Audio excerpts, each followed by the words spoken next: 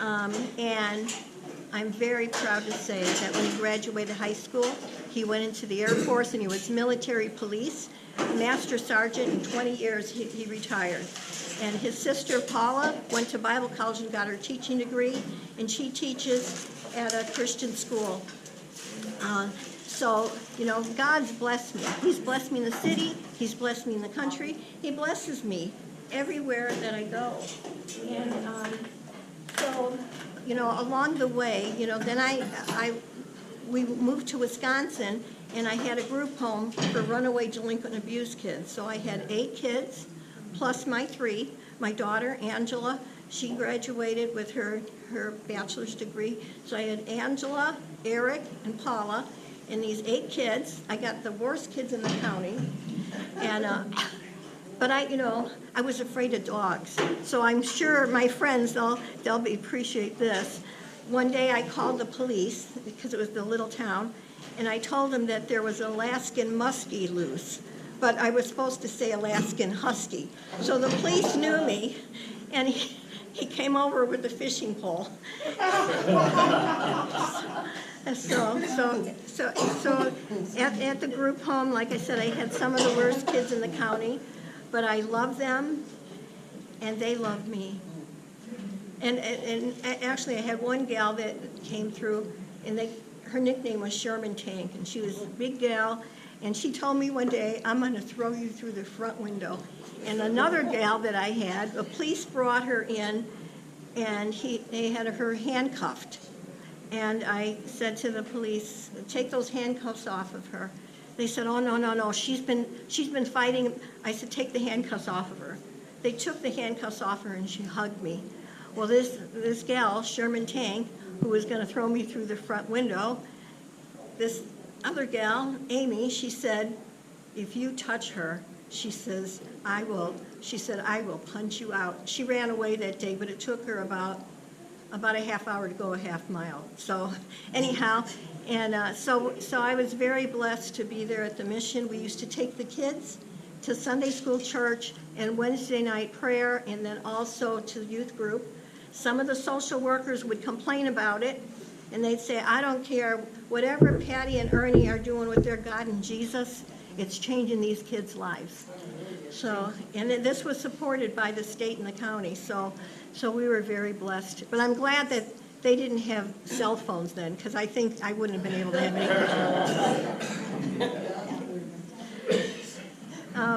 And one boy had come in, and he came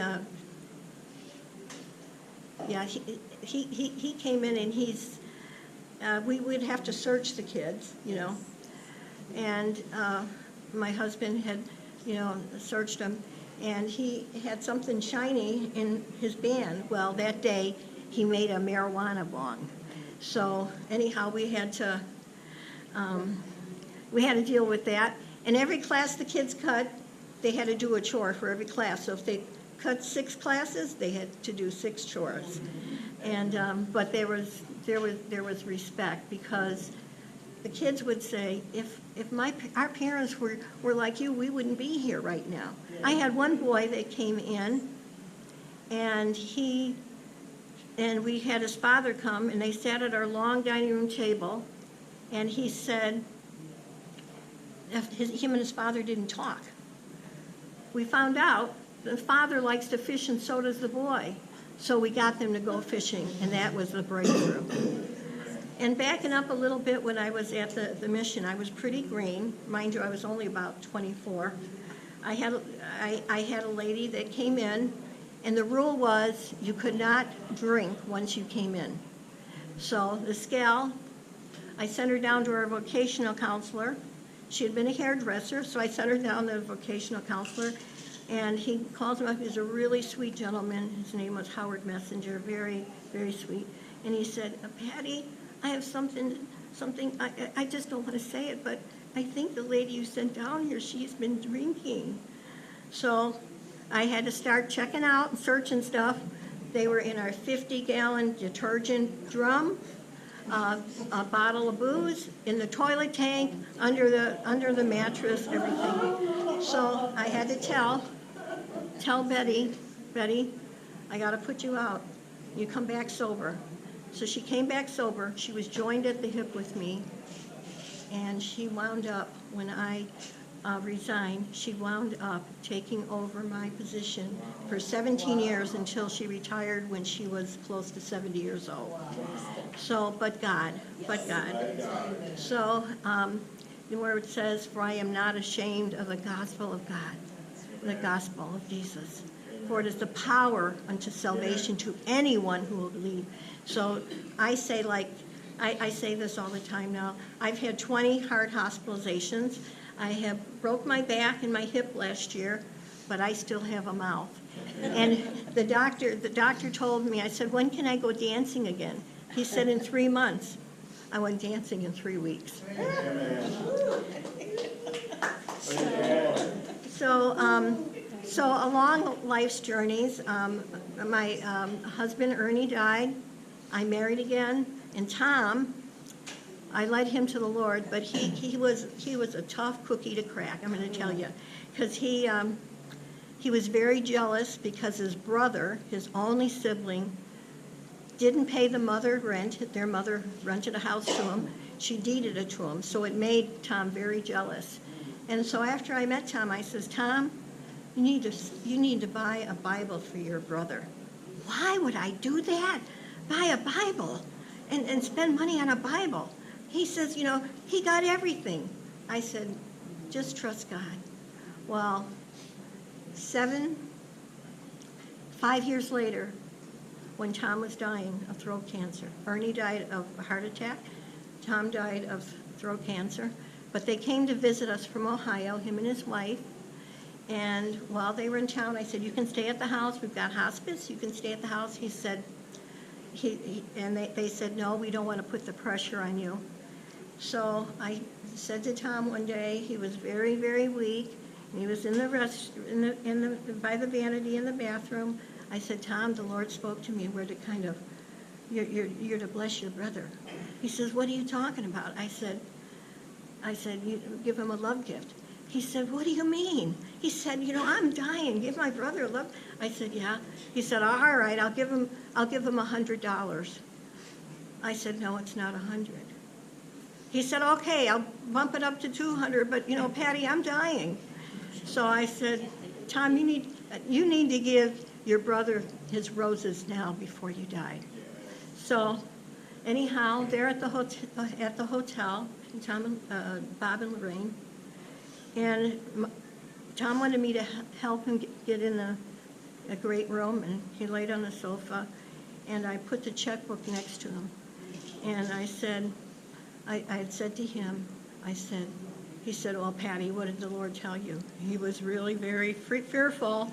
I said, $5,000. $5,000? I can't believe it. You and the Lord aren't cutting me any slack in my dying days. So I put the checkbook next to him, and while he's on the sofa, and I said, now it's between you and Jesus. After a while, he wanted to go back to bed, so I helped him back to bed. Patty, come in here. And he said, all right, you and Jesus win. I said, okay, but I want you to write a love letter to your brother. And he said, I'm just too weak. I said, okay, we're going to talk about what's going to go in it, and I'll write it. But you have to write out the check. I want it in your handwriting. So when his brother came, they were in the living room, in the great room, and I had the door open, and Tom was in the bed, and I opened the bedroom door to say hello to them. I said, something great's about to happen. And they're like, looking at me like, my brother's in there dying and you're saying something like this? So I helped Tom on the sofa, and then I had the letter, and the brother, he just broke down. He couldn't read it. The sister-in-law couldn't read it. I said, I thought this was going to be like a happy time for family right now. So I said, I read it. They all were crying. And then I said, Lorraine, we need to go to a Chinese restaurant and go get takeout. I said, and so the brothers can have a time. And they had this time together. It was just so awesome. So they came back a month later when Tom died, and I have them the celebration of life service. But before they got there, I went to our safety deposit box, and I found, I don't know if it was a watch from their dad, because their dad died when Tom was 7 and Bob was 4, or it was from their dad or their grandfather. And then there was another little pouch with marbles.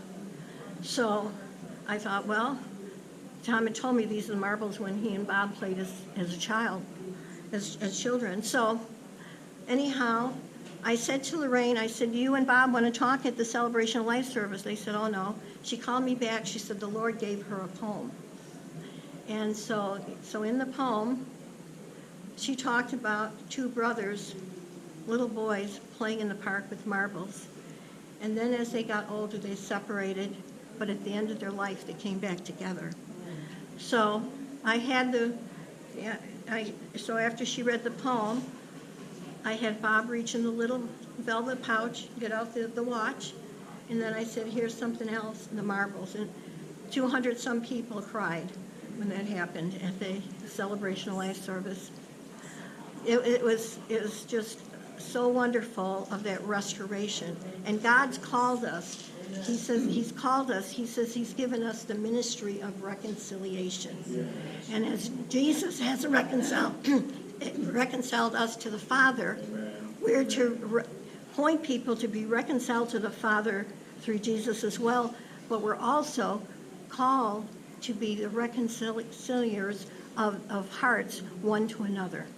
And so through all this, you know, I'm 4'8". I was 14 and a half.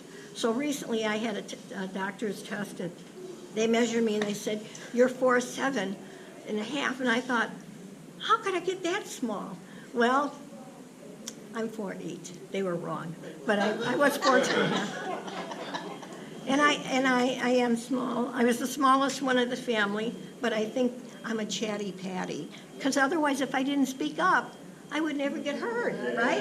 Yeah. And then I wear a size 1 shoe, so what I tell people, Cinderella stepsisters, eat your heart out. So anyhow, through that, wherever I go, you know, Tom passed, and then 8 years later, I married again. It was a little dicey for Mark to marry me because I had 2 of them die on me. And anyhow, I met Mark at Perimeter Church at their grief class. And as soon as I saw this godly man who had lost his wife, and he felt he was at the pinnacle of his marriage and his life. His wife was misdiagnosed with breast cancer. And anyhow, she was misdiagnosed the year before. And so Mark was really brokenhearted. We were friends for a year. We dated for a year and a half. And then you know, I've been in sales because I went into sales. So I had to close him out. And so I told him, I said, in 6 months, I am going to be 60. So, Mark, you got 6 months to make a decision. Otherwise, I'm out here. Well, anyhow, he made it by the skin of his teeth.